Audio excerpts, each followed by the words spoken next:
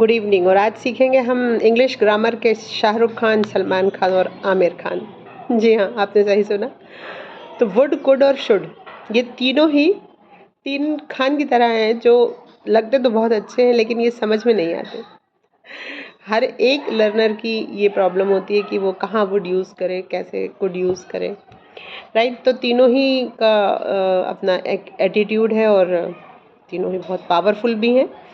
तो हम एक एक करके समझेंगे। आज मैंने कोशिश की है कि वुड के बारे में मैं आपको कुछ बताऊं। तो पहली सी सिंपल बात कि वुड जो है वो विल का पास्ट टेंस, सबसे इम्पॉर्टेंट बात। दूसरी बात, हम यदि वांट को रिप्लेस करना चाहें तो हम वुड का यूज़ कर सकते हैं, ठीक।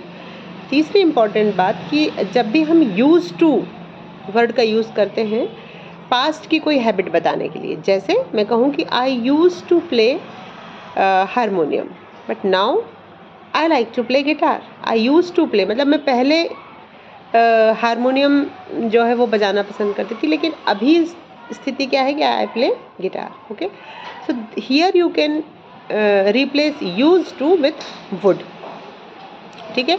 एक्शन की बात हो रही है। लेकिन यदि आपको इमोशन की बात करनी है या स्टेट की बात करनी है, स्टेट मतलब वो स्टेट नहीं, स्टेट मतलब अवस्था।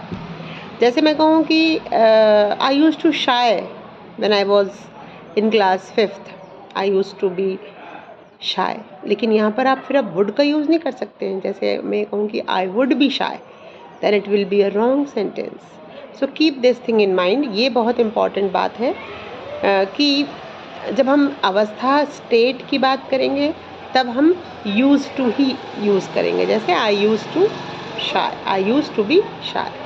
ओके, लेकिन जब हम एक्शंस की बात करेंगे, जैसे I would run 2 kilometers when I was in class 10th. I would play basketball when I was in class 9th. Okay, but now I can't play. अभी की सिचुएशन क्या है? अभी तो हम नहीं खेल सकते, लेकिन हम पहले खेलते थे। I used to play, तो used to की जगह हम would का यूज़ कर सकते हैं। चौथी बात सबसे इम्पोर्टेंट कि हम रिक्वेस्ट के लिए, जैसे would you mind closing the door please? Okay, would you mind passing that pen to me? तो ये पोलाइट रिक्वेस्ट जो है, ये यदि आप विल से बोलते हैं तो ये उतना फॉर्मल नहीं लगता, तो हम यहाँ पर वुड का यूज़ कर सकते हैं। और फिर एक ड्रीमर भी है, ये जो हीरो है ना हमारा, ये ड्रीमर हीरो है कि if I were rich I would travel the world. If I were rich I would travel the world. तो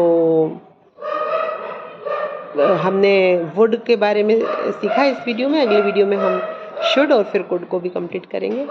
तो यदि आपको अच्छा लगा हो, समझ में आया हो, तो you can follow me. Thanks for watching.